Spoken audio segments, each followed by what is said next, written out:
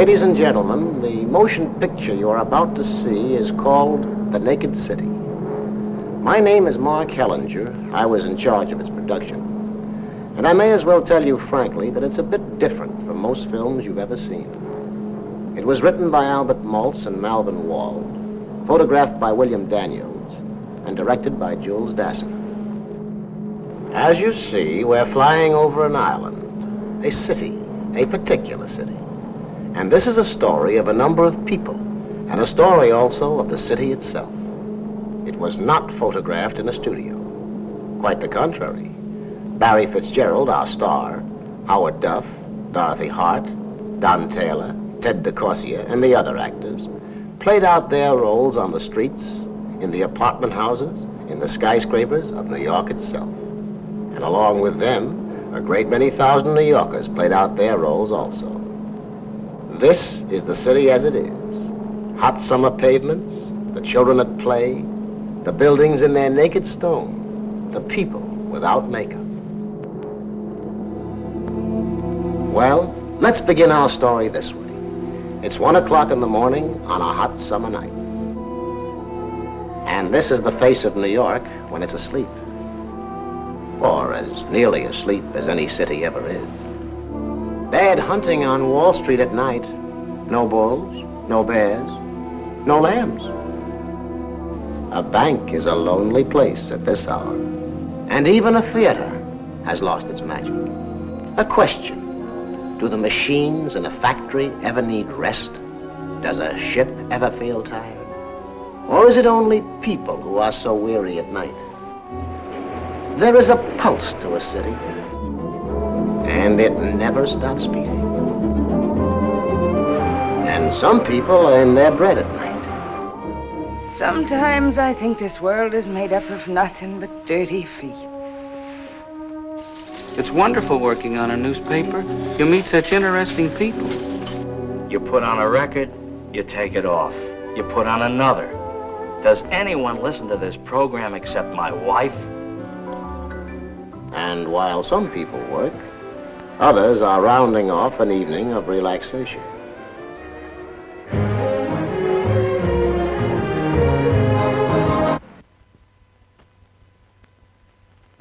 And still another is at the close of her life.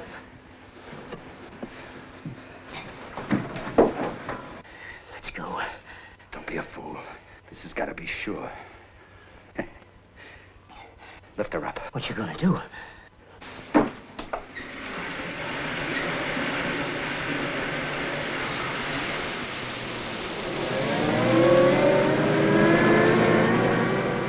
A hot night has worked its way toward dawn. Texas beef for New York markets. Uncle Harry's letter gets an early start. Everything as usual, the morning routine. And even this, too, can be called routine in a city of 8 million people. I've done a lot of things, but I never killed nobody. I'm gonna stay drunk a long time. I don't know what I'm gonna say to God when my time comes. He's got a big heart, I'm told, but he don't like it. Thought you were off the liquor. Liquor is bad. Weakens your character. How can a man like me trust a liar like you? I can't.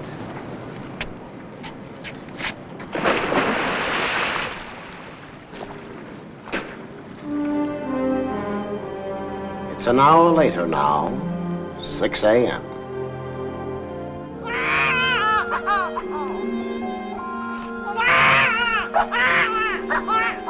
Some babies are 8 o'clock babies.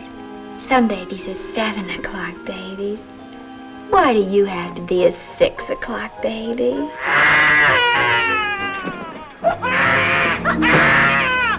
Good boy, Teddy, no matter where you roam, Don't forget your country or the ones you left at home. Write a letter now and then and send me all you can. But Paddy dear, sure don't forget you are an Irishman. And now it's time to go to work. Eat and run, buddy. Goodbye, Mrs. Halloran. Goodbye, Mr. Halloran. Yeah, come on, you little Indian. I'm your horse. See you tonight, Mac. So long, Bud. Now, Mr. Halloran. Hi, kids. Gonna be a scorcher today. Yeah, so next week I'll get my vacation. It'll be freezing. She went to Jones's Beach last night. Had a picnic. With her boyfriend? Yeah. Did he get fresh again? Yeah. Gee, she was born with a silver spoon.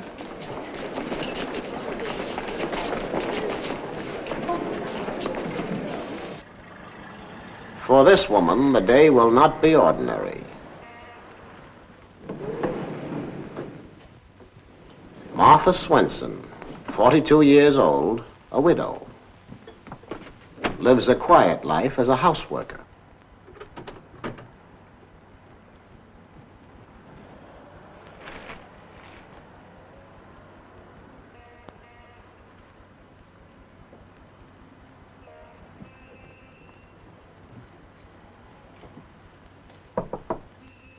Miss Dexter?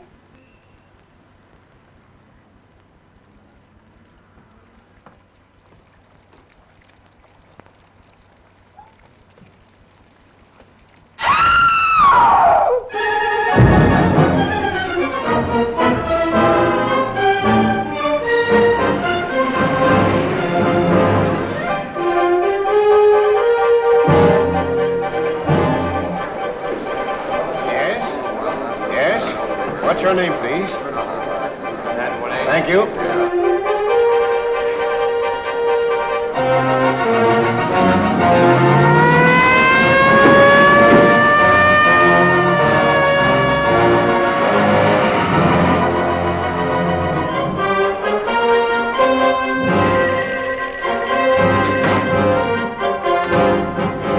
Hello?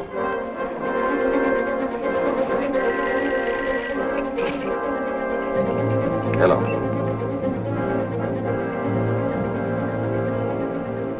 The 10th Precinct Station is in the Chelsea district of New York. A rather shabby building on a rather shabby street. Acts of violence in Manhattan are reported to the 3rd floor of this building. Because here, rather quietly, the homicide squad does its work. Sometimes I wonder what the human heart is made out of. My wife, rest her soul, always said she'd rather look into a man's heart than into his head, that you could tell more about him. Just came in, Captain. Morning, Lieutenant. Hi, Dave. You're free, aren't you, Dan? Haven't had a hard day's work since yesterday. Woman drowned in the bathtub. Who's to do my leg work? How about young Halloran again? All right, I like the boy. How's he doing? Oh, he's making the same mistakes I made at his age. That's too bad. I thought he showed promise.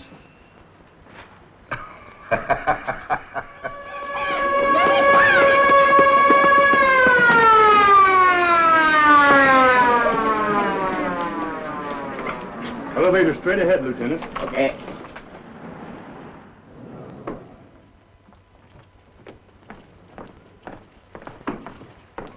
Who's on the job? Sergeant Schaefer, 20th Squad. Morning, Lieutenant. Hi, Schaefer. Well, what's the story? Dead woman's name was Jean Dexter, 26 years old, unmarried. She used to be a dress model at Grace Hewitt's on West 57th Street. Parents live in Lakewood, New Jersey. Her name is Batory. That's Polish. Her name used to be Mary Batory until she came to New York.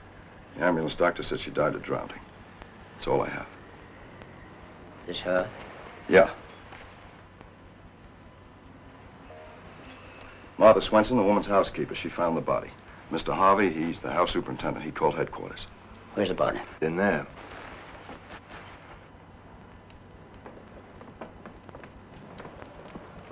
Didn't this woman drown in a bathtub, Doctor? He was on the bed when I got here. You come to work the same time every day? Every day except Thursday. That's my day off. Who moved the body? Oh, When I came in and saw her like that in the tub, I called Mr. Harvey here. He helped me. You should have waited for the police. Both of you should have known better. I was so upset. Dan. Say, Dan.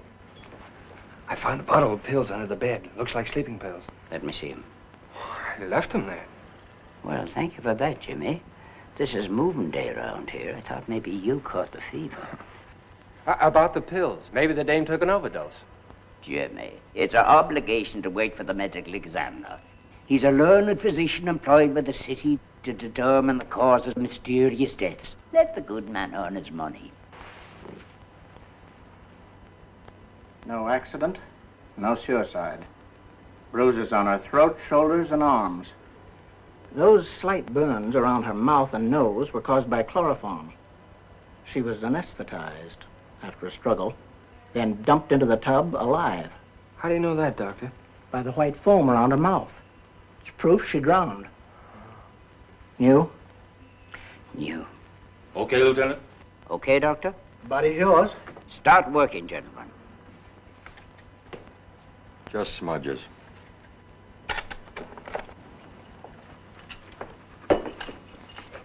Dan! Men's pajamas. Found them in the laundry hamper. No visible laundry marks, no label. Real fancy. You don't get these for $3.95. Nick, pick up these pajamas on your way out. I want them checked right down the line. What time does the elevator boy come on in the morning? 7 o'clock. Martha, who belongs to these? Oh, I don't know, sir. I'm so unstrung. I know you are, but I think you'd like to help us. Oh, I would. She was such a sweet girl. A little while by my standards, maybe. But live and let live, I say. She always treated me fine. Pajamas, Martha. Oh, I'm all in pieces. Martha? Well, they could belong to Mr. Henderson. What's Mr. Henderson's first name? Philip, I think. He lives in Baltimore. At least that's what she told me. I only saw him once. All I know is he was an admirer of Miss Dexter's. Seems likely. Oh, I'm all in little pieces. What a nightmare. You're being a great help to us, Martha. How old would you say Mr. Henderson is? Oh, 50 about. What's he look like? Well, like I say, I only saw him once. He was coming in just as I was going home. He's quite tall, on the thin side. Anything else? Does he wear glasses? Does he? Oh, no, that's all I can remember. Mm-hmm. Do you know Henderson? Never saw him. Shoot a wire on this to Baltimore. Lieutenant. Here's the ring she was wearing. I'll phone you after the autopsy. Have fun. Always do. Sir, that ring, it's a black star sapphire, very rare. She said her brother sent it to her from India. Did she have any other jewelry? Oh, a lot. Valuable. She kept it in a jewel box, locked. Let's go get it. No. Please. Okay, you can pick up that bottle under the bed now. Check. That one there. Nick, can we open a drawer on this table? Yeah, I've gone over it. What are you doing to the furniture? Investigating it. Oh, she had chamois bags full of bracelets and rings, diamond rings. They're gone. Can you describe the jewelry? Well, most of it, I think. Fine. Schaefer, will you? Yes, sir. Pretty little slumber pellets. Jimmy, I want to go on questioning those two in there. You start your legwork. Take the number of that prescription, see the druggist. From him, go to the doctor. Then go to the dress shop she worked at. Right. Lieutenant, the newspaper men are here. Okay, I'm coming. Getting any fingerprints, Nick?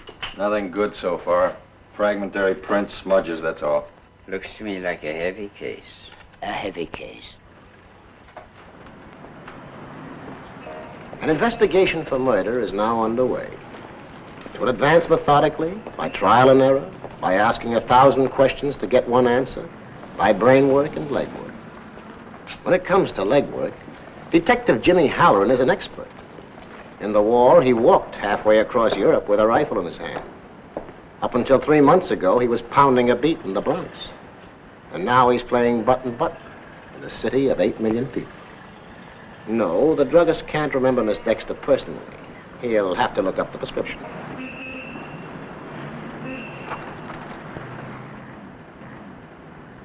Oh, yes, here it is. The doctor's name was Lawrence Stoneman, office in the Chafee building.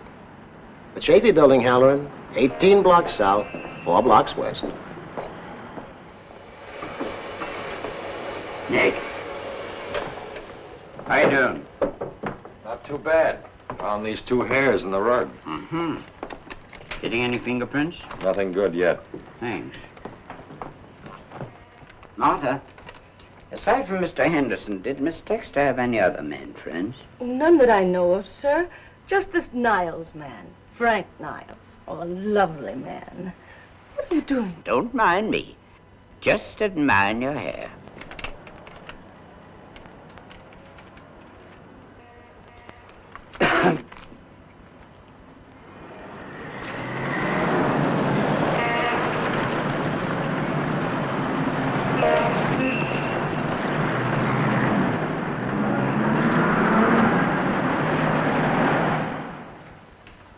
Is Dr. Stoneman in?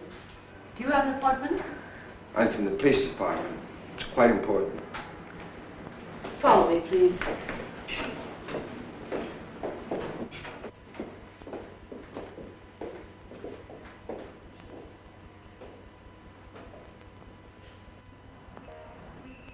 There's your city, Halloran.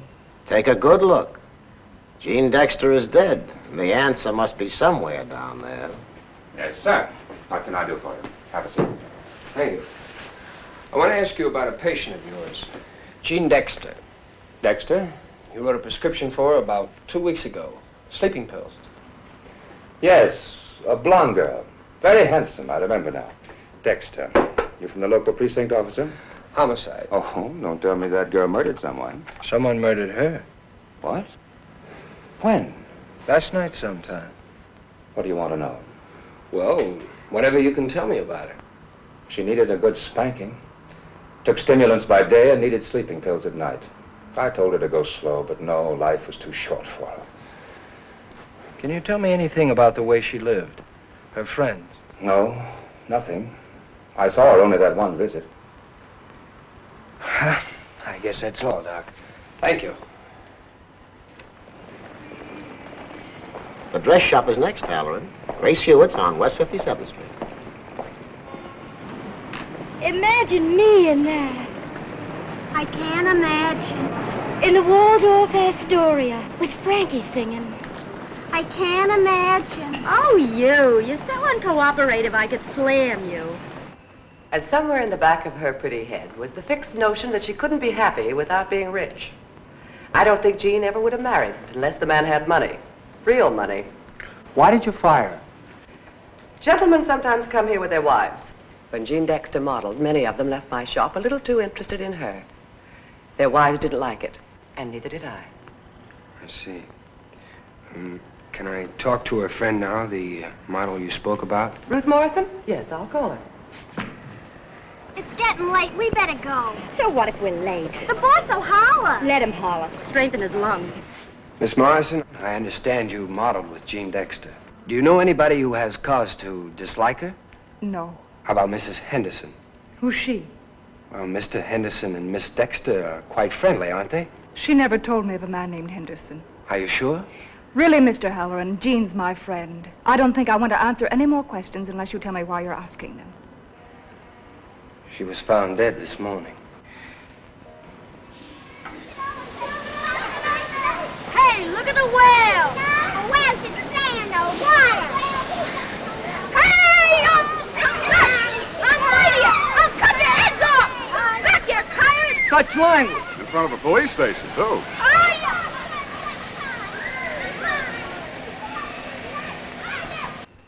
No report yet on fingerprints, and Constantino's on his way to Lakewood to see the girl's parents. Got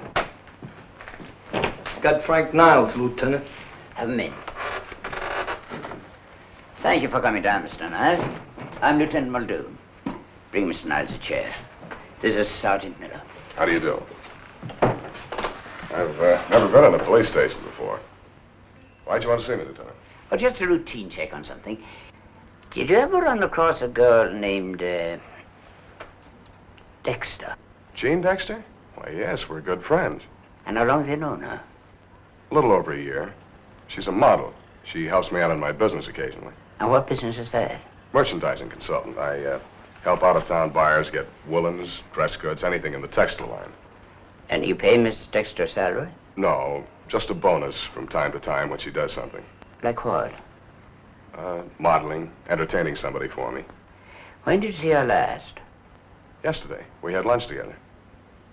Why? And you haven't seen her since? No. Is there anything the matter?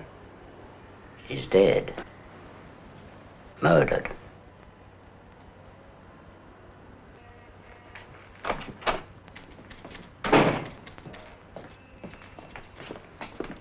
Hi, Pearlie. Hiya. Just sit here a moment, please. Dan here? Who's that talking to, guy? Lieutenant Muldoon. Dan? Jimmy.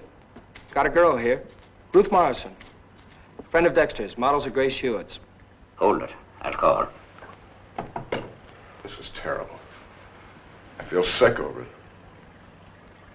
My hands having trouble like this since I was in the South Pacific. Oh, what happened to you there? Oh, my first time in combat. What outfit were you in? 77. Say, I think I had a cousin in that one. It's a New York division, isn't it? Yes. Corporal James Dennis. No, I don't remember him. I was a captain. Thank you, Dave. We won't need you anymore. Excuse me. We want to find the person who murdered Jean Dexter, Mr. Niles. Anything I can tell you. Do you know anybody who might have had a reason to kill her? Everybody liked Jean. Do you happen to know a friend of Miss Dexter's called Ruth Morrison? Ruth Morrison? No. Yes. She's a model, isn't she? Yeah, I think so. How well do you know her? Oh, I met her at parties once or twice that Jean gave. And how long did you know Miss Dexter?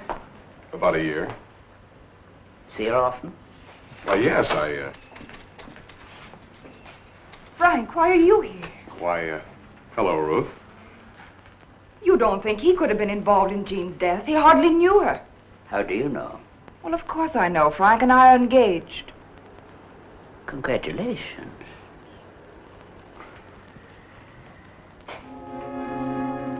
The items that make up this murder are being compiled now. They'll be listed in a folder marked Dexter, Jean, along with some questions. Is Henderson the murderer? Did a taxi cab take him to the Pennsylvania Railroad station? Who is Henderson? Where does he live? Who knows him? Bulletin, Police Chief, Baltimore, Maryland. Please ascertain information about resident your city. Name, Philip Henderson. Age, about 50. Thin, tall build. Confidential, quick reply, urgent. Correspondence Bureau, Police Department, New York City. Along with Henderson, one Frank Niles is now in the case. Every murder turns on a bright, hot light. And a lot of people, innocent or not, have to walk out of the shadows to stand investigation. I might be wanting to see you again. Anytime you say. Jean was my friend. And you won't leave town without letting me know. Oh, all right. Goodbye. Goodbye. Lovely young girl, isn't she? Yeah. Lovely long legs. Yeah. Keep looking at them. Pleasure.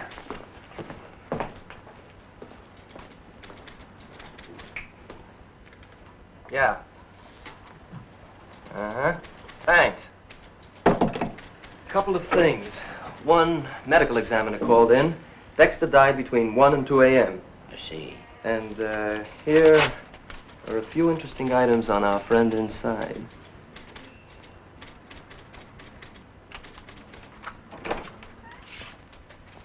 Mr. Niles? These things happen, Lieutenant. I told you I didn't know Ruth Morrison very well. Now you know that Ruth and I are engaged. Can't blame a man for wanting to keep his fiancée out of a murder case, can you? I never had a fiancée in a murder case. Just between ourselves, you never told your fiancée what good friends you and Miss Dexter were, did you? Ruth's a bit jealous, Lieutenant. You understand. Now, I wonder if there's anything else you told us about yourself that wasn't strictly true. I have no reason to lie to you, Lieutenant. I have a report in front of me that says you never were in the South Pacific, Mr. Niles. You weren't in the 77th Division. You weren't an officer. You weren't even in the Army. All right, I'm a heel. I tried to enlist. They wouldn't take me. I got a trick knee from college football. I just couldn't get in. That's all right with me, but why lie about it? I don't know. It's foolish pride, I guess. How did you spend the war years, Mr. Niles? I was in Chicago, same business I have now. Been at it long? 6 or 7 years, since college. Doing pretty well, huh? Very good these days. Rally back. Send him in. Well, what can you tell us about Mr. Niles' business? He ain't got a business. It's a dodge. No credit rating.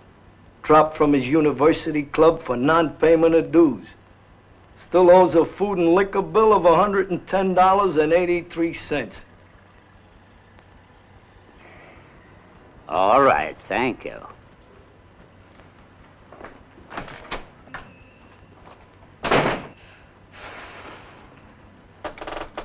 Well, Mr. Niles, I've been 38 years on the force. I've been a cop on the beat. I've been with the safe and loft squad. I've been for 22 years with the homicide squad. But in a lifetime of interrogation and investigating, you are probably the biggest and most willing liar I ever met. All right, I'm a liar. I'm a circus character altogether, but I didn't kill Gene Dexter. I told you where I was last night. Why don't you check on that? We're doing that right now. Okay, that's fine. I'm sorry. I'm not angry at you, Lieutenant. You're just doing your job. Truth is, I'm ashamed of myself. My parents had money and position. But since I got out of college, I haven't been much of a success. Trying to keep up a front. But I'm only a small-time liar, Lieutenant. On important things, I'm straight as a die. Ask me anything you want. Gene was my friend. I want to help you. You spent nearly $50 last night at the Trinidad Club. Where'd you get the money? I play a sharp game of bridge with Park Avenue friends. I take a flyer on the stock market on inside tips. When I'm hard up, I borrow money.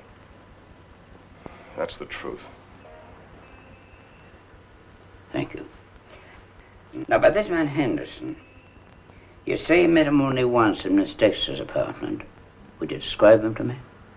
Well, medium height, husky, wore glasses, looked to be about 35. Mm-hmm.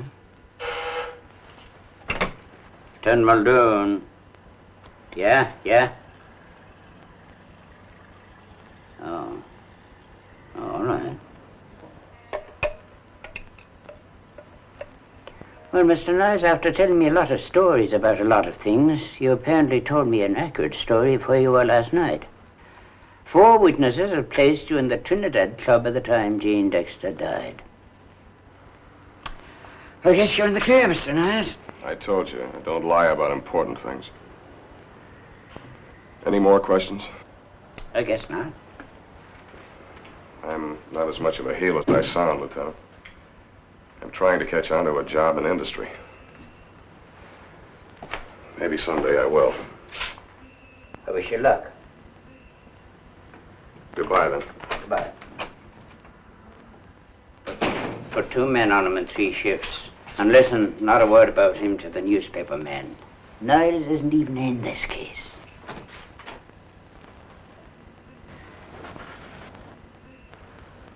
Spent $50 last night, he says. On $50 a week, I supported a wife and raised 2 kids. Sure, but you were brought up on the wrong side of the tracks. $50.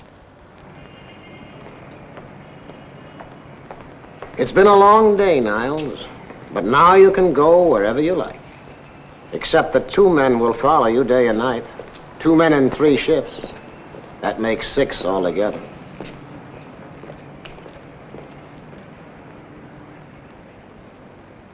Or is it 7?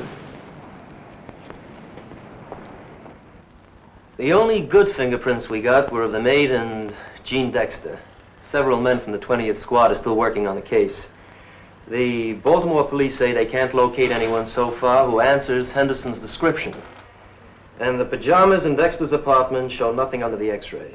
They're an English import and never been washed. All stores that carry the line are being checked. That's it, Captain. Very little to go on. This man Niles, how's his alibi for last night? He seems in the clear. So does everyone else we connected with so far. So, that means Mr. Henderson is our only suspect. Well, what about this man? Think so, Dan? Mm-hmm. Who's he? McGillicuddy is Dan's name for any unknown party in the case. You mean 2 men did the murder? Maybe there were 5. All I know is there was more than one. How do you know that? Excuse me.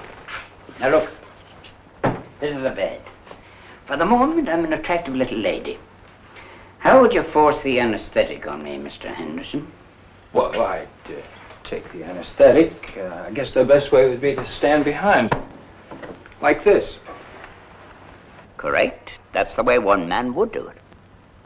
But we just got these photographs. They show finger marks on both arms. That means a man stood behind her and held her arms with both hands, while Henderson or someone else applied the anesthetic. A strong man with thick, strong fingers. And that man was my old friend, Joseph B. McGillicuddy. You're right, Dan. Now we have to find 2 men. You'll have to find them. I'm busy with half a dozen other cases. Gentlemen?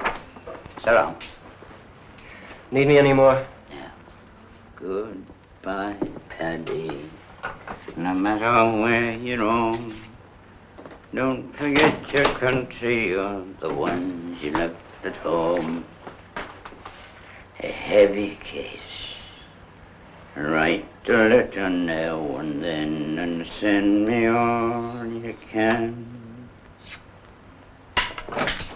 Say, Dan, there's an old dame outside says she can crack the Dexter case. Hurry.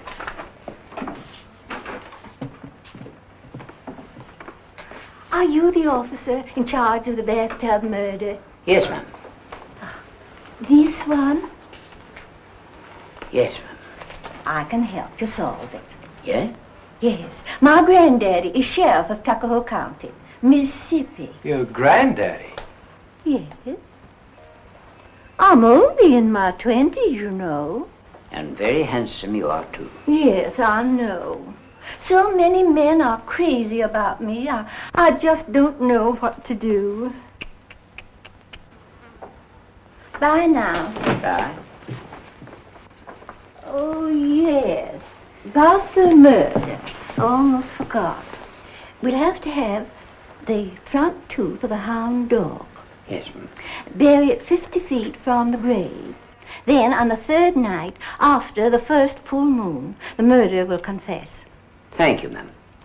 Prices are awfully high these days, aren't they? Yes, ma'am. You're sweet.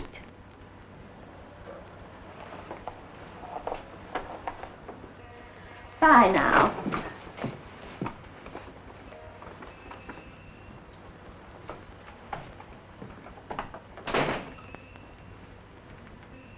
How much of that have you had in 38 years? I couldn't count it. Every time there's a headline case. We'd be lucky if there isn't a lot more. You're sweet. Bye now. Bye. The day's work is over now. People are on their way home. They're tired, they're hot, they're hungry. But they're on their way home. In the newspapers, there's a new murder story. It's hit the headlines. Full layout of pictures on page 3. It's really quite sensational. It helps while away the time. When you live out in Jackson Heights. Must have had a hard day, brother. Don't bite your nails, honey. Very few stenographers are murdered. Read about that bathtub murder? I'll say, some figure that dame had.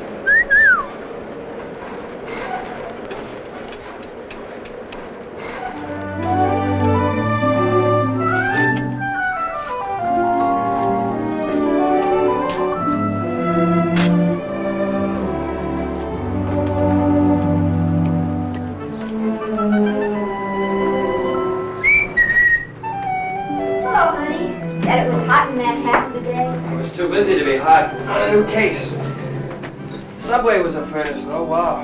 You too warm to say hello? Mm-hmm. You got your nice cool dinner, jelly tongue. Swell, I'm starved. Stop holding on to me, will you? Huh? Let me go. Let me go. Miss Billy. I put him to bed. So early? Listen, dear, I'm sorry to tell you this, but you've got a nasty job to do before dinner. What's the matter? Billy has to have a whipping. Why? He walked right out of the yard, crossed Northern Boulevard all by himself, and went to the park.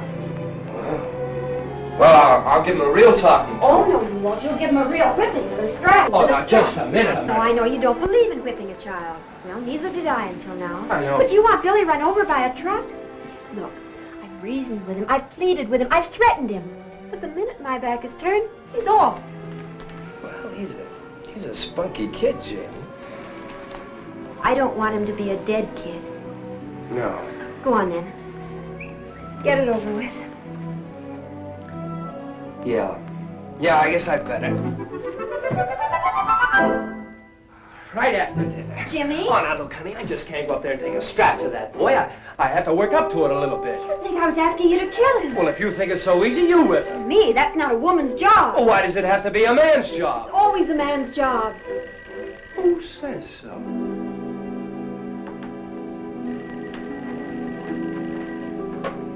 Hello. Oh, yes, Dan. Yes. Right away. Sure. That does it. I have to meet Muldoon right away. Want dinner? Well, save it for me. I'll grab a hamburger meanwhile. Oh, I wish you were an ice cream salesman or something. I don't like this night work. I don't like it every time you strap on that gun. I were an ice cream salesman, I'd get fat. Then you wouldn't like me. I don't like you now. Oh, yes, you do. Well, remember, you've got a job to do before you leave this house. What? Billy. Oh, I can't stop for that now, honey. Halloran, you're a coward.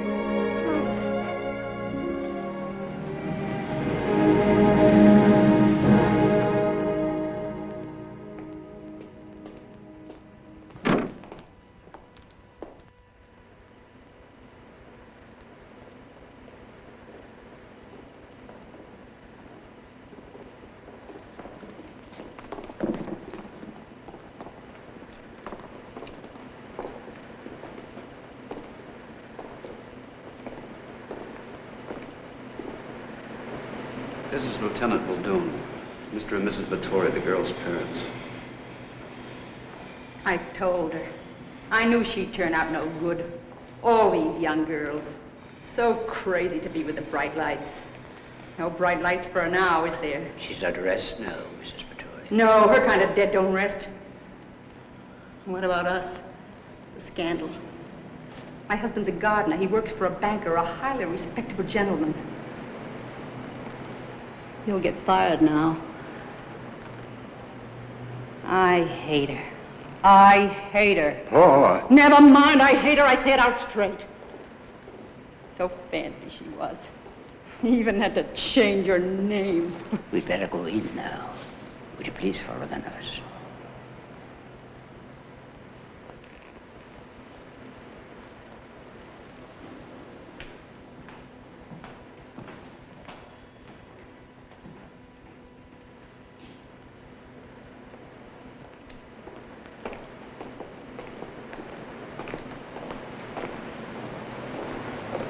I do hate her. I do. I warned her. 1,000,000 times I warned her. I hate her. I hate her for what she's done to us.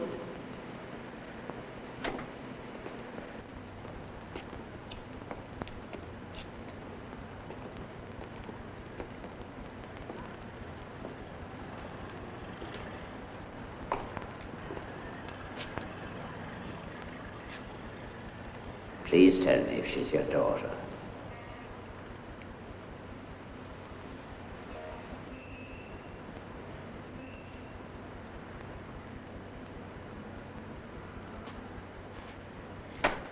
Oh, my baby!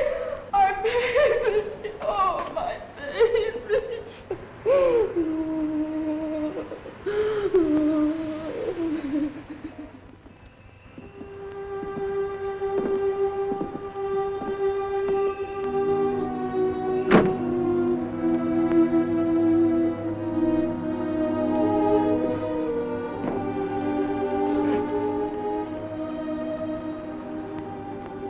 I feel better now.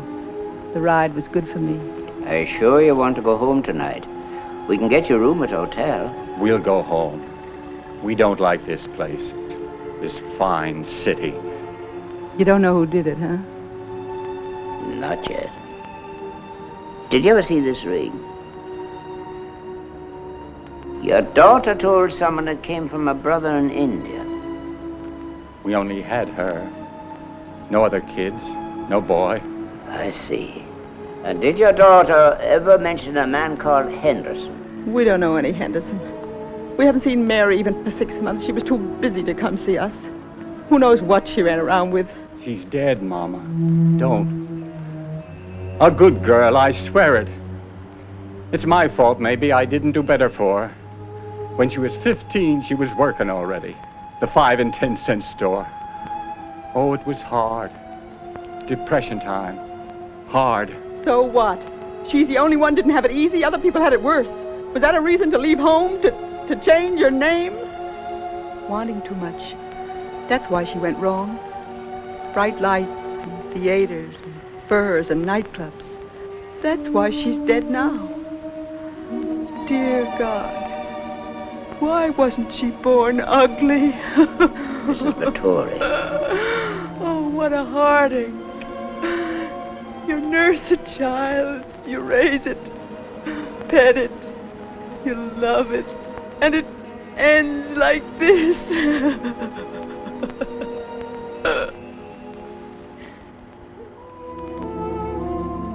Another day, another ball of fire rising in the summer sky.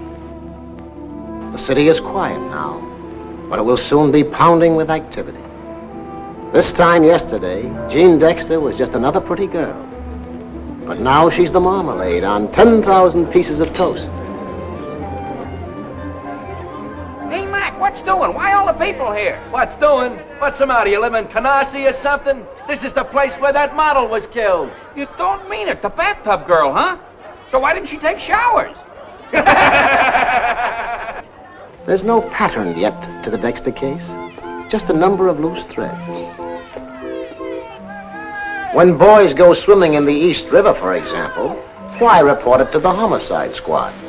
Look, hey! Just routine. The morgue will take care of it. Nevertheless, some things are moving forward. There'll be a report on this. Dan, this is Dexter's address book. Contact every name listed in it. Keep asking if they heard her talk about Henderson. Okay. Dan, I'd start in on this ring of Dexter's. Canvass every expensive jewelry shop in the city. Maybe Henderson bought it from. Oh, my poor feet. Your poor feet? Be glad you're not a horseback cub. Well, what's with you? Niles sold this about an hour ago to a jeweler on Madison Avenue. Got $600 for it. Wait. Dave, where's that list of stuff that was stolen from Dexter? No, it couldn't be. No watch. No, not here. It's a man's item anyway. An interesting man, that Niles. He operates very strange. Say, how about I check this cigarette case with the department list of all jewelry stolen in the last year or so? All right, I don't think you'll get anything, though. He'd be crazy to unload a stolen item in the middle of a hot case like this. Maybe he is crazy. Not that one. Hiya, Halloran. Here's a question for you. How many jewelry shops in the city of New York? Be patient, you're about to find out. Hi, officer. Just keep checking. Henderson didn't weave those pajamas himself. Hello, Constantino. A detective finds himself in odd places, doesn't he? How about a mud pack? No. Well, how about a permanent? Or how about those eyebrows? Ever have them plucked?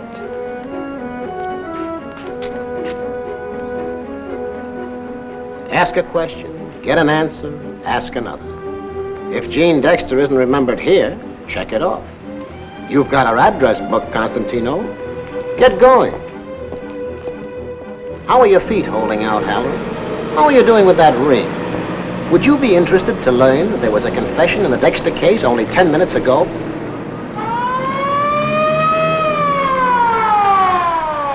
Lieutenant Muldoon, what's your hurry? There's been a confession. The case is all washed up, isn't it? He's in there, Lieutenant. I caught him trying to get in the kitchen by the back door. He's a grocery boy in the neighborhood.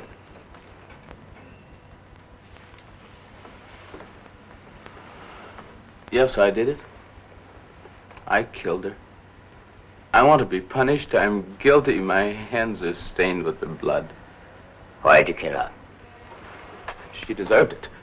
For months I've been watching her. I'd come in here with packages, and there she'd be, in her negligee. Beautiful, but no soul. Immoral. So I did it. I rid the world of her. The knife you stabbed her with, where is it? You'll never find it. Never. I buried it. I buried it. Call Bellevue Hospital Psychiatric Department. It's 7:30 in the evening now. It's been a great day on the Dexter case. Developments? None. New clues? None. Progress? None. Ever try to catch a murderer? It has its depressing moments. Can't see you've missed anything. Boss, I can always trust you to comfort a man. Any word today from Baltimore? No. And Henderson's pajamas were bought last week in a shop on 34th Street. Huh? But not by Henderson, by Jean Dexter. A heavy case. It is, yes. That Niles fella is crazy. The cigarette case Niles sold this morning. It's hot. It was stolen from Dr. Lawrence Stillman. Dexter's physician? Yeah, he reported a burglary in his apartment in March. $2,800 worth of stuff. None of it has ever shown up. Here it is on a department list of stolen jewelry for the past year. And that's not all. Niles bought a plane ticket for Mexico City. One way. Leaving when? Tomorrow noon. Want me to pick him up? No. What else did he do today? Had lunch with Ruth Morrison. They held hands for an hour. She went back to her shop. He went to the Park Central and had a swim. He's at Toots Shores now. Buying a plane ticket. Pawning a stolen cigarette case. That's not smart. What is this man, an amateur or something? That's it. That's what's in his heart. Now I know. He's had no experience of being a crook. He's a scared college boy away out in deep water. He's beginning to thrash around now. He's in a panic. Panic over what? I don't know yet, Sam. I don't know yet. And how does this man Stolman figure? Why should Niles' pawn a cigarette case belong to him? Dan? Dan, Captain, I got something. Maybe. About what? The Black Star sapphire that Dexter was wearing when she was killed, it didn't belong to her. Huh? She didn't buy it, and Henderson didn't buy it for her. It belongs to Mrs. Hilton, 478 Park Avenue. I found a jeweler who repaired it for her. Starting a murder case and we're up to our neck in stolen jewelry. Mrs. Edgar Hilton, there it is. Black Star sapphire. Part of a $6,200 robbery of her apartment. Did you see this, Mrs. Hilton? I thought you might want to see it. Well, now, that was considered to be a Jimmy. We'll telephone the lady and we'll both go and see her. Have a beer on me, Sam, and throw a pinch of salt over your shoulder. This case is beginning to move.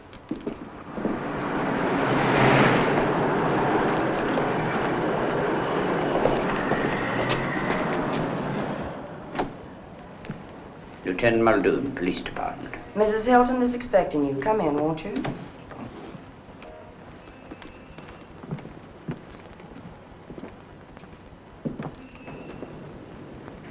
What a nice-looking young man. You're the lieutenant who telephoned me, aren't you? Did you get my jewels back? Is this one of them? Oh, yes, it is. Oh, wonderful. Oh, you wonderful men. Where's the rest? That's all we have. I'm so disappointed. Oh, but this is wonderful. I gave it to my daughter when she graduated from college. She was heartbroken when... Oh, isn't it precious? I love to glitter. It's a fixation. Might be too nice looking.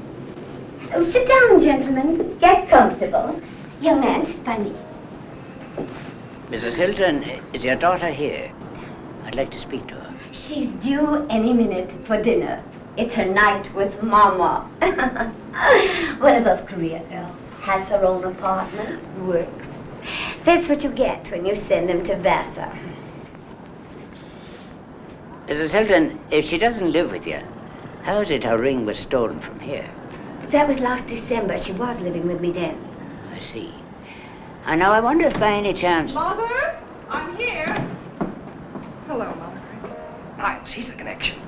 Easy, lad, easy. Mother.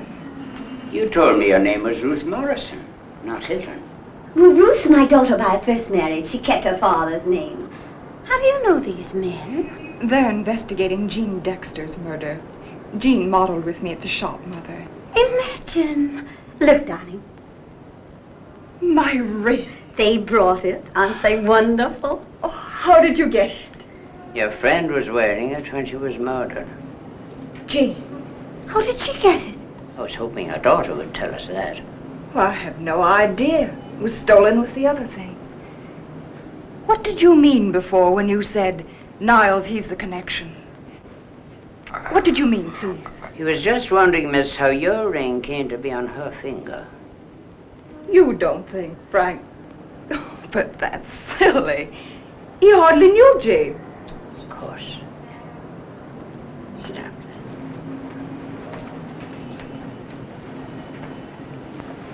Excuse me, miss.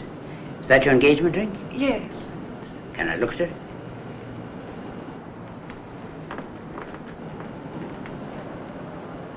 Pearl in an old-fashioned setting.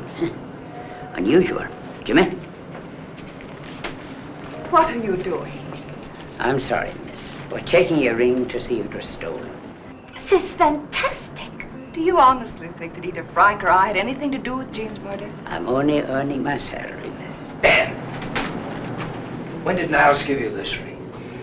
About 6 weeks ago. On January the 8th, Mrs. Charles Franklin, 382 Fern Avenue, New Rochelle, reported the loss of this ring in a robbery.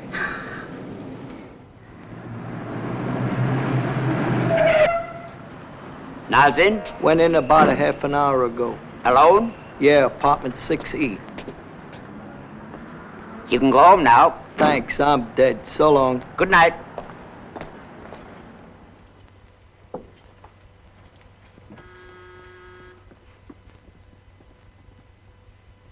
Niles! Niles! Stand back.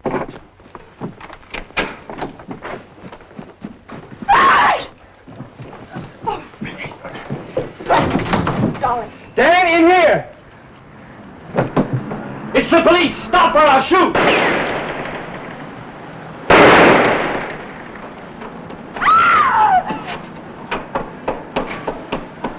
What's the matter? What's going on here? Who is that?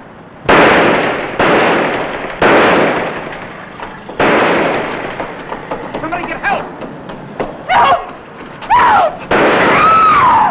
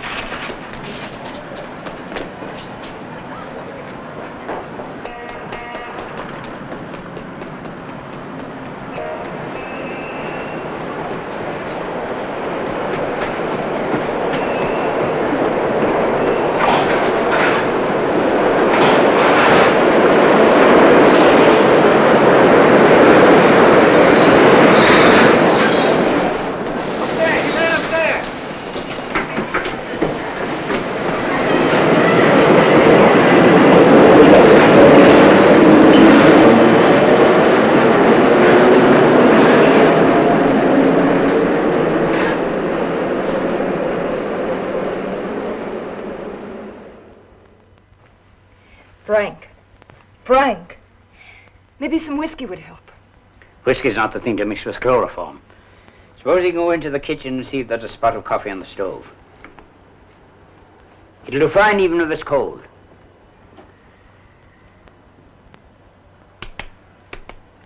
Come on, Miss Sleeping Beauty. Wake up. That's the sweet lad.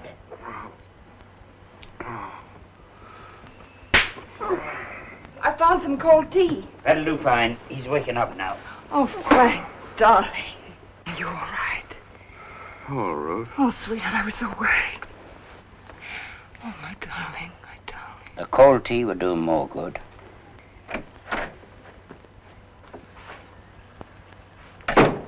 Got away on the elevator. Did you give it a radio? Sure.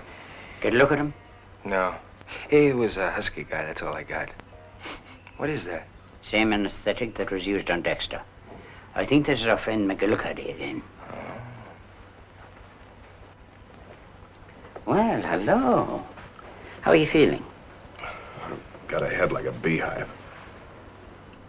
Is that towel wet? Want any more tea, darling? No. Well, you're thinking up a nice story about what didn't happen. Supposing you tell us what did. I don't know. Complete blackout, huh? I was packing a bag, and I thought I heard a noise. Just as I started to turn around, I got hit. I remember falling to my knees, and that's all. Now listen, Niles, you came very close to not waking up at all. The party that killed Gene Dexter tried the same business on you. Who was it? How on earth would I know? If you're afraid, I'll guarantee you police protection. If I knew, I'd tell you. I'm not a fool. You suppose I enjoyed this? Any guess who it was? Must have been a burglar. Came in through the fire escape, I suppose. A burglar? Maybe he stole something.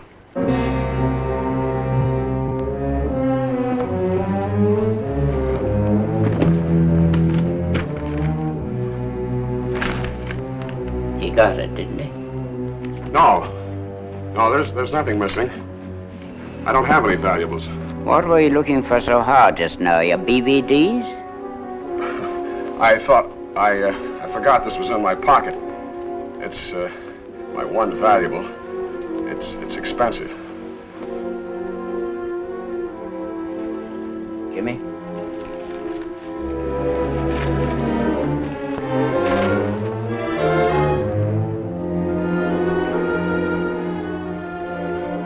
What are you doing? Why'd you come down here anyway? You want to know something, Lieutenant? You're going to have a lawsuit on your hands. You can't... Policy, Brock. 85 West 68th Street reported the loss of the cigarette lighter 3 weeks ago. Night burglary. What kind of a deal is this? You tell us. If you think I'm a thief, you're crazy. Honey, this is the craziest thing I ever heard of. Sweetheart, this is a terrible thing to ask you right now. But my engagement ring.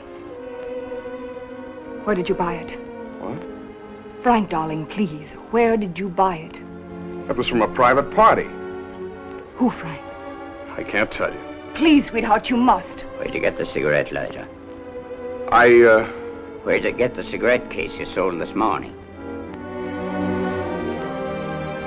Frank, tell them. Please, tell them. Why'd you buy a plane ticket for Mexico City? Why, What ticket? When? You were supposed to leave at noon tomorrow. Is that true? Frank, is it true? It was a business trip. We had lunch today. Why did Something you... came up this afternoon. You're lying. You bought the ticket in the morning.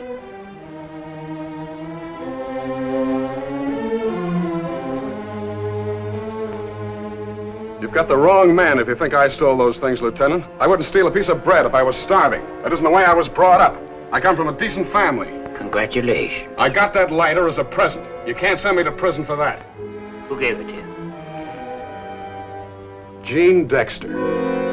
Now, you prove she didn't. And the cigarette case you sold this morning? The same. And my engagement ring. Sure. Gene gave me that, too. My engagement ring. You heard me. No, Frank. Don't say a thing like that. That would be horrible. And I know it's a lie. You hardly knew Gene. I'm sorry, Ruth. I don't believe you. Frank, I love you. I'll marry you now, tonight. But say you're lying about Gene. If you're a thief, I'll stand by you. I'll go to prison in a pig's eye, I will. Those things were presents. Presents. Your ring was a present. Frank! From Gene. You're lying. You're lying! You're lying! You're lying! You're lying! You're lying! You're lying! Niles, you're under arrest. Arrest me all you like. But Don't try to prove something against me. Try it. Just try it.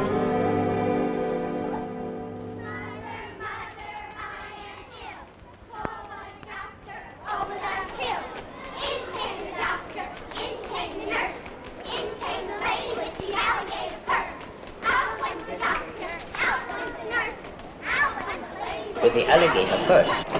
Dan? Yeah. I'm not sure, but I think maybe I found a connection between these jewel burglaries and the Dexter murder. Yeah? Have you read the autopsy report on Peter Bacalus? Not yet. Well, yesterday morning, some kids swimming in the East River found the body.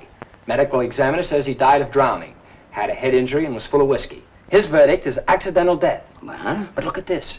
Gene Dexter died between 1 and 2 a.m. Monday morning. This guy Bacalus died between 3 and 6 a.m. the same morning. Well, show me that it's more than a coincidence. I can show you, Dan. But this man had a record. He served 2 years in Sing Sing for stealing jewelry. Now listen. Niles and Dexter were dealing in stolen jewelry, sure. But it was society stuff. What does Bacalus' record show? I didn't think of that. It was small time. A pawn shop burglary in Queens. See? I'm afraid the two cases are miles apart. If we drag every petty jewelry thief into this, we'll go crazy.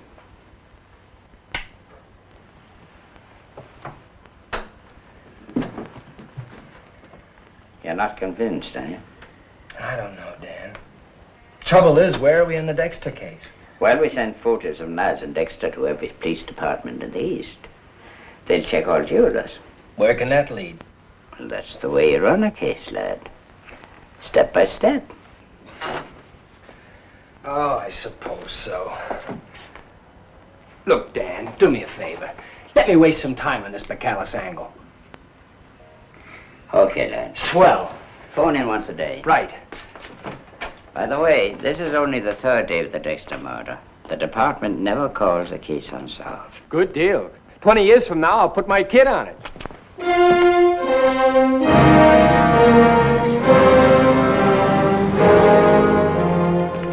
Bacalus parole officer was Charles Meade, county courthouse in the Bronx. Charles Meade. Yep. Thanks.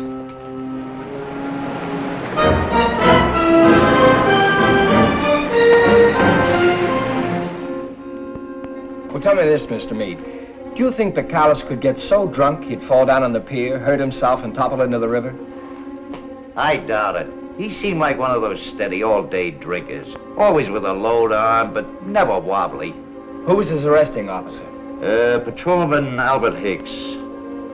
Long Island City Precinct. What do you know? Right on my doorstep. Thanks.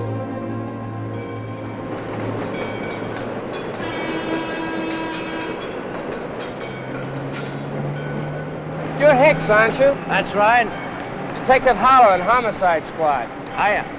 About 2.5 years ago, you arrested a man named Bacalus. Bacalus? Peter Bacalus. Pawn shop entrance. Oh, yeah, I remember. Did he do that job alone? No, there was another guy with him, a fella he called Willie. Willie? Yeah. What happened to him? He got away by the neatest trick I've ever seen. I nailed Bacalus in the back alley, and he yelled, "Beat it, Willie." And this other customer throws a chair through a plate glass window, dives right after it, and comes up on his feet like an acrobat. Then he's off like a streak. How was this fella built? Oh, big, like an all-American fullback. And listen, something funny about him. One of the things the owner reported missing was a harmonica. Now, there's no resale value in a thing like that, so I always figured he must have liked to play one. Maybe you're right. Much obliged. Mm-hmm. A big man who's an acrobat, huh? Jimmy, I don't know where you're going, but I'm going to start in and help you. I'm giving you Fowler and Constantino beginning tomorrow morning. Thanks, Dan. Good night. His name is Willie, maybe. He might have been a professional acrobat, maybe. He might be the man we're looking for, maybe. Oh, yes, he's a big man. Only 500,000 big men in New York. A harmonica player? No, sir, brother. Why, a character like that, I wouldn't even let work out here. Not that I can remember. I've been booking vaudeville acts, circus acts, nightclub acts for 30 years. A lot of queer eggs among them, but an acrobat that played the harmonica. That queer I never saw one. Ivan? Stefan? Now go to work a little. Hey, who runs this joint? I do. What do you want? Police. Look, any of you guys ever know a wrestler who liked to play the harmonica? Sure. Willie the harmonica player, Willie Garza. I teached him how to wrestle. You didn't teach him so good. I pulverized him in Pittsburgh 5 years ago. Where is he now? I wish I knew. He borrowed $38 from me once, never paid me back. Where do he used to live? I don't know. In Staten Island, with his brother. What's his brother's name? Garza. All brothers got the same name. I mean his first name. I don't know. Okay. Ivan. Stefan.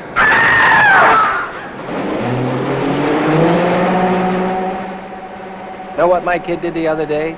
Crossed Northern Boulevard all by himself. Yeah? Shows the kid has nerve. My wife was sore for a few minutes. Big deal. We haven't got any kid, and my wife's sore all the time.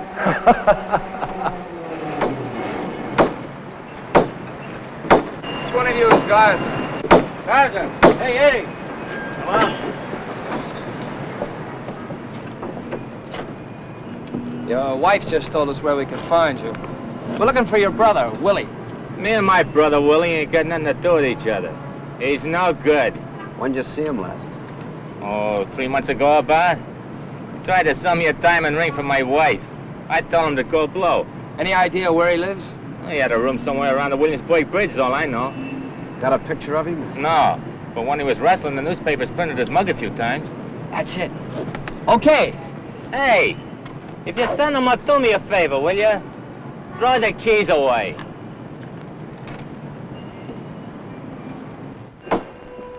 This is New York's East Side, and a former wrestler named Willie Garza lives somewhere around here. The homicide squad wants to talk to him, if they can find him.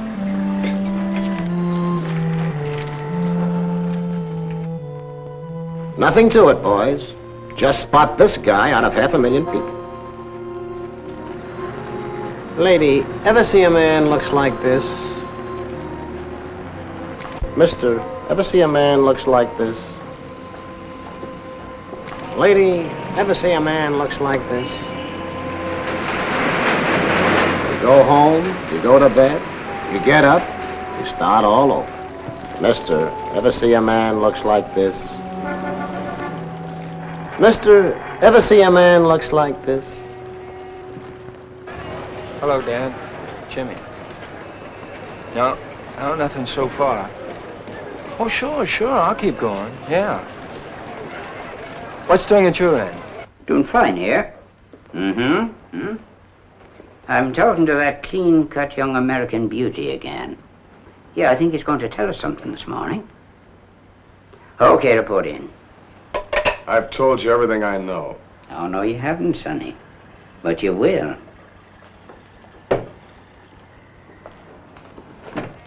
Come in, Mr. McCormick. You recognize this man? I certainly do. Stop that. Sit down. Any more of that and you'll get yourself in trouble. You're getting quite a slapping around these days, aren't you? I came all the way down from Boston to do that. That smooth-talking crook came to me with an introduction I had to honor. He gave me a song and dance. His sister was terribly ill, needed an operation. He was trying to sell her jewels. I paid him over $3,000. Now it turns out to be stolen property. You paying him to say that, Muldoon? You still can't prove anything. I can. I run my business with great care. This is the letter of introduction he brought with him. Dr. Lawrence Stoneman. Dr. Stoneman treated my mother some years ago. I had to honor his letter. Will you wait outside, Mr. McCormick? How do you get a letter of introduction from a man like Stoneman? You're going to the penitentiary, Niles, but from now on, the length of your sentence depends on you. Stealing jewelry is one thing. Murder is different. You know I didn't kill her. I was at the Trinidad Club. I have witnesses. Then who did kill her? I don't know. Who's Henderson? I don't know. Listen, young fella. The picnic is over. No, you've told your last lie. You're knee-deep in stolen jewelry. You're involved in the Dexter murder. You've been trying to obstruct justice all along the line.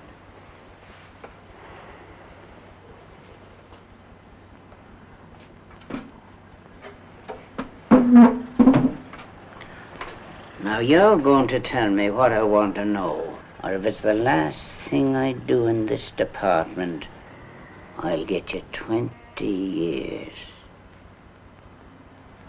Now, that's the truth, sonny boy. And you know I'm not bluffing. Who's Henderson? Who's Henderson? Stoneman. It's Dr. Stoneman.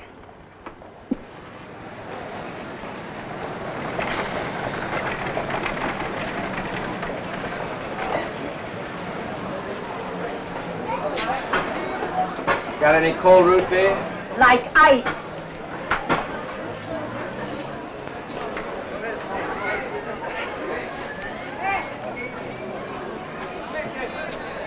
Ever see this man? He's a box fighter. Wrestler. Wrestler, boxing, what do I know? High sense, please. He's a fellow who likes to play the, whatchamacallit. The harmonica. Yes. Sure, I know him. Willie. Where does he live? This street someplace. What house? Down the street someplace? I don't know. Where's the phone? Mister. Who are you, mister? You from a collection agency, maybe? Ben? This is Jimmy. Dan there? Oh. Well, now look. When he gets back, tell him I've located Garza. Yeah. On Norfolk Street, between Rivington and Houston. Right. Okay. Bye. By me, Willie is a nice fellow. A man likes kids, he's nice. Any little kid asks him, Willie plays the, whatchamacallit. I don't want I should make trouble for him. Don't worry, lady. Mister, you don't want your root beer?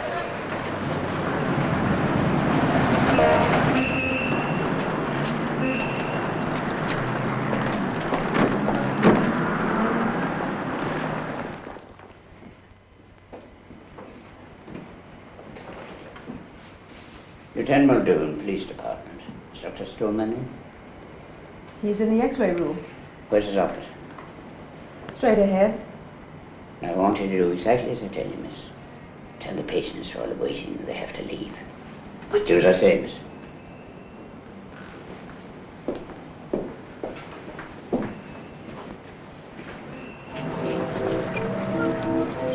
You kids know a man who lives around here, the name of Willie Garza?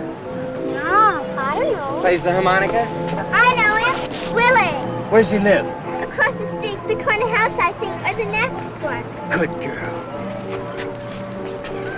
Superman.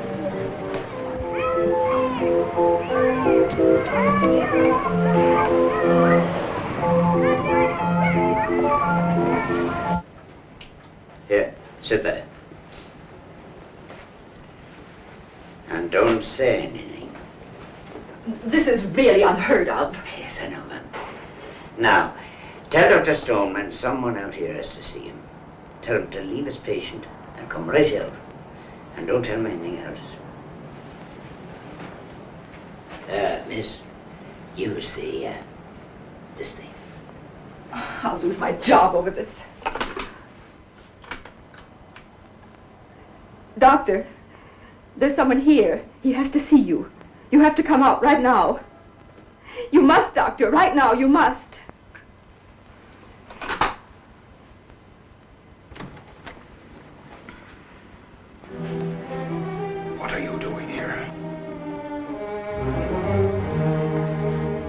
Who are you? Lieutenant Muldoon of the Homicide Squad. Do you go under the name of Henderson?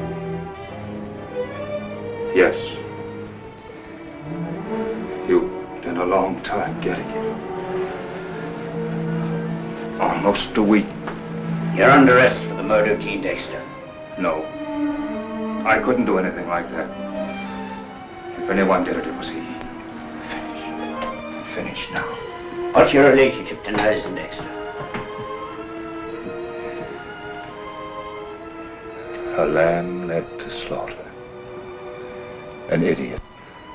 Robbed her self-respect. I saw her a year ago in that dress shop, and from then on I was drunk with her, lost.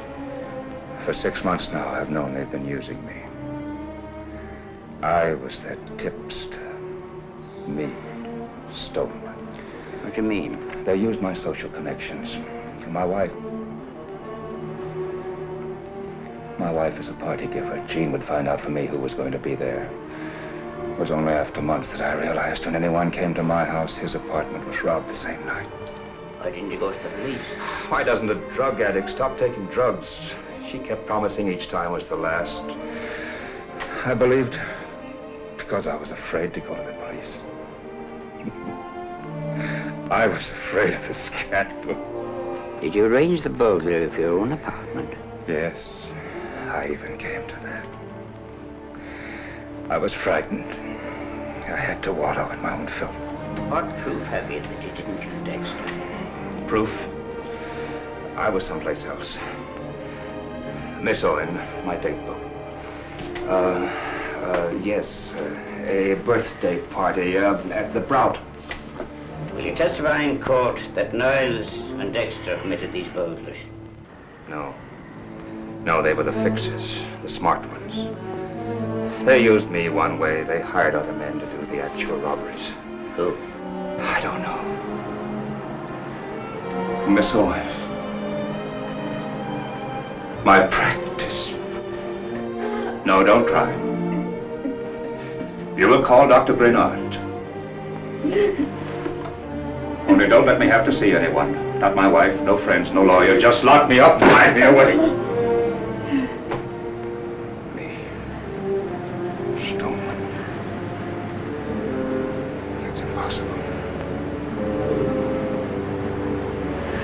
I won't have it. I won't have it. Stop that picture!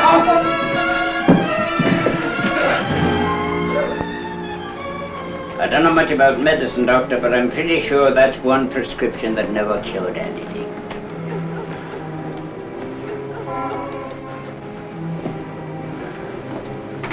Thanks, Niles. And now that you've finally decided to cooperate, why not go the whole way? You're not stupid. You're hooked and you know it. So why not spill the rest? Who did the job for you? Who was it? Who was it? Willie Garza. He and Bacalus. They wanted more of a cut from the robberies. Garza killed Gene, and later that night, he killed Bacalus. I loved Gene. I had nothing to do with it. It was Garza. Garza. Garza.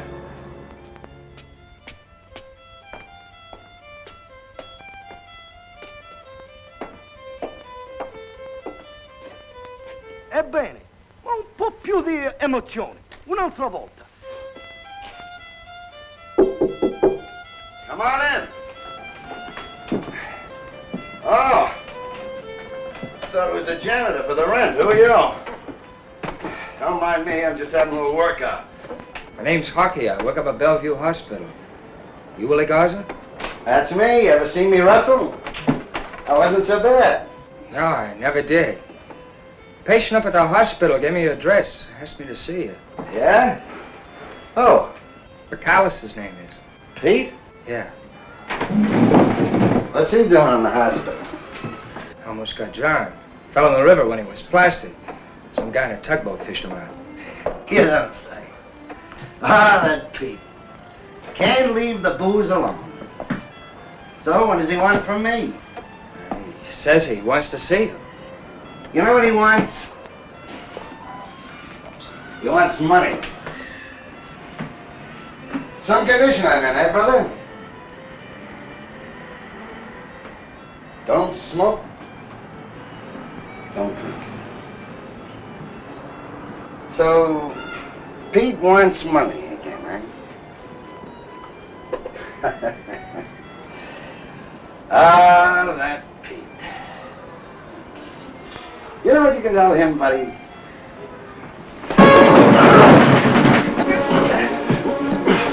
Lay still or I'll snap your arm like a wishbone.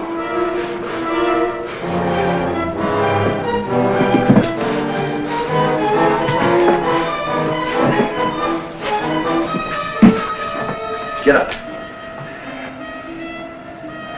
Copper, right? Yeah. Just because I was a wrestler, everybody thinks I'm dumb. I'm not dumb, I'm smart. Now, how did I know you were a copper? Because nobody knows where I live. Not even Pete the Callous. If you're smart, you'll come down to headquarters with me. That wouldn't be smart. You know why? Because the Callous ain't in Belleville. He's in the morgue. Turn around. Turn around. Don't be a fool. I'll prove I'm a smart copper. You know how? You're scared right now, I'm gonna rub you out. But I ain't, because I'm smart. Rub out a cop and you'll really get the chair. All I need to do is put you to sleep. Then I'm off. Try and find me. This is a great, big, beautiful city. Just try and find me. That was a rabbit punch, copper. And it's strictly illegal. Yeah, he signed it. Wait a minute, Ben. Riley, keep Niles away from the newspaper man. Yes. And listen, Ben, when Howland calls in, or Fowler or Constantino, tell them that Willie Garza may be the gimmick in this case. When did Howland call in? Was he alone? Now get this. Send out an emergency. Rush every available squad car. Block off the streets around it.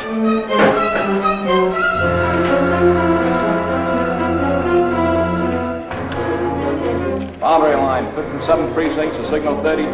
The address, Rivington Street between Essex and Norfolk. Cars 702, 5th precinct, 509, 7th precinct, and 110 will respond.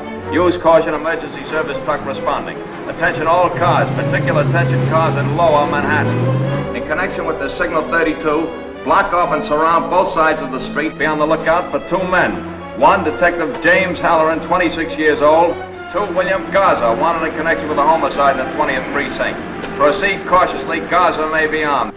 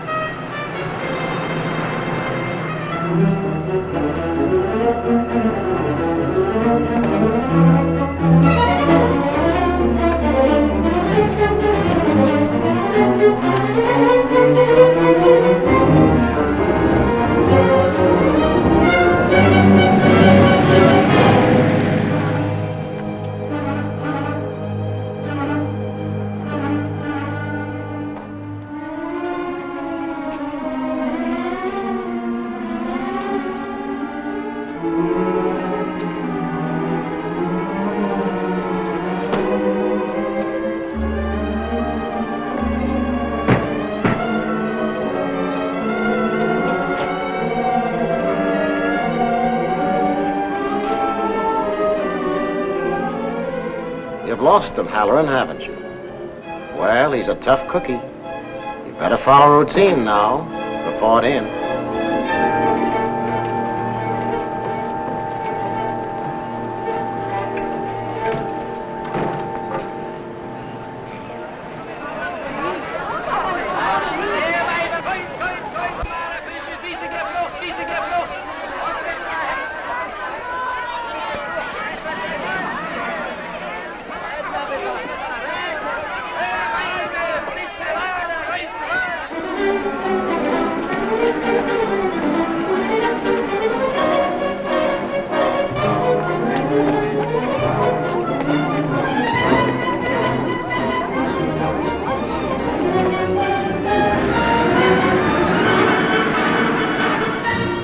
Cops are on a manhunt, Garza. You need a plan. You've got to get out of this neighborhood. Stop and look at a tie. Maybe you're being shadowed. Lady, ever see a man looks like this? You gotta get out of this neighborhood, Garza. That's it. A crowded bus is safer for you than a taxi. Tough luck, but you can't wait for the next one. How about the subway?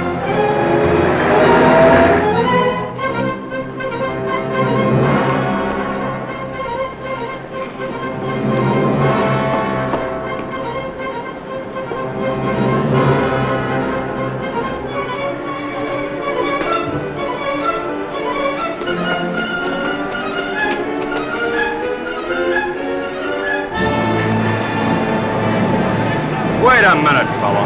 I'll tell you when. Okay.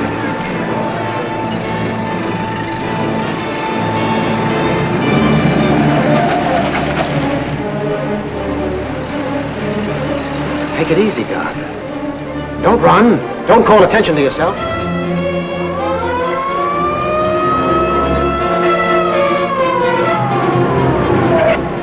Dan, Garza's the guy. I know. Where is he? I don't know, I lost him. But he's around here someplace.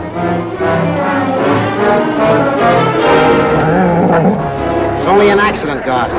Pass it off. Don't lose your head. Don't lose your head. Now remember, boys, we're in a crowded neighborhood. Now here's what we do.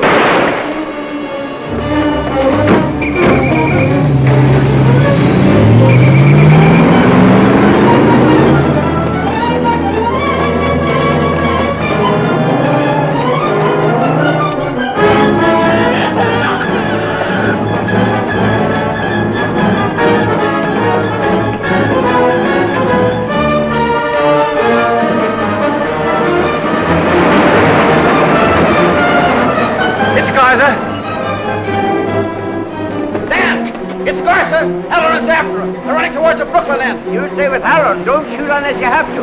You two stay with him.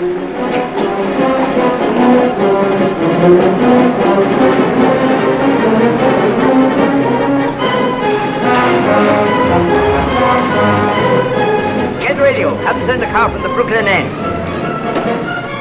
You both, get in. You two, cover this end.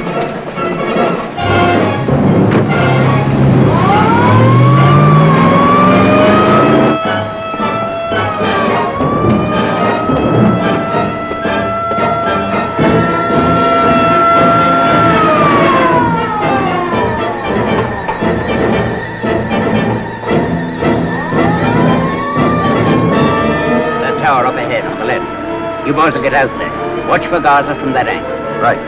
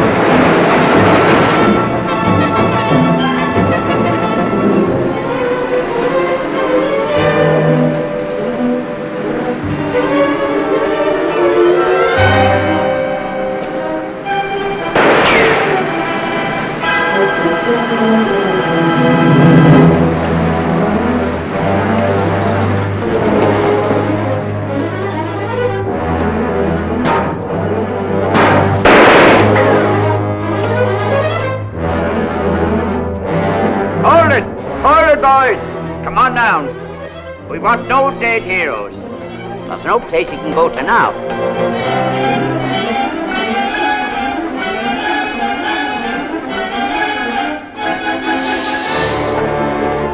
Gaza!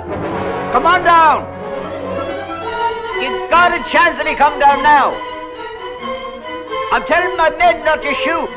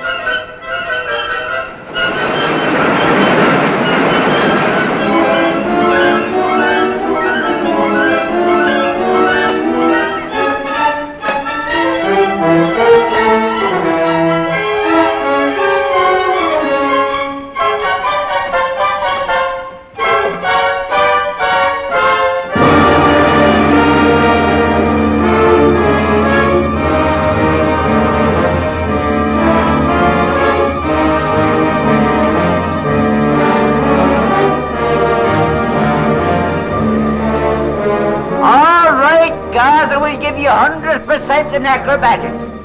Now will you come down on your own power, or do you want a little persuasion? What do you say, Gaza?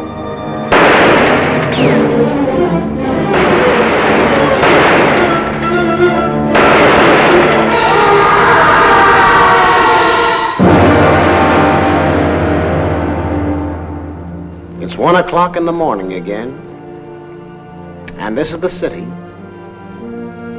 And these are the lights that a child born to the name of Batory hungered for. Her passion has been played out now. Her name, her face, her history were worth 5 cents a day for 6 days. Tomorrow, a new case will hit the headlines. Yet some will remember Jean Dexter. She won't be entirely forgotten. Not entirely. Not altogether.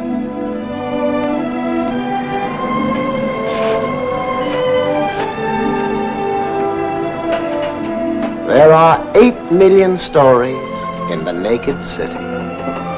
This has been one of them.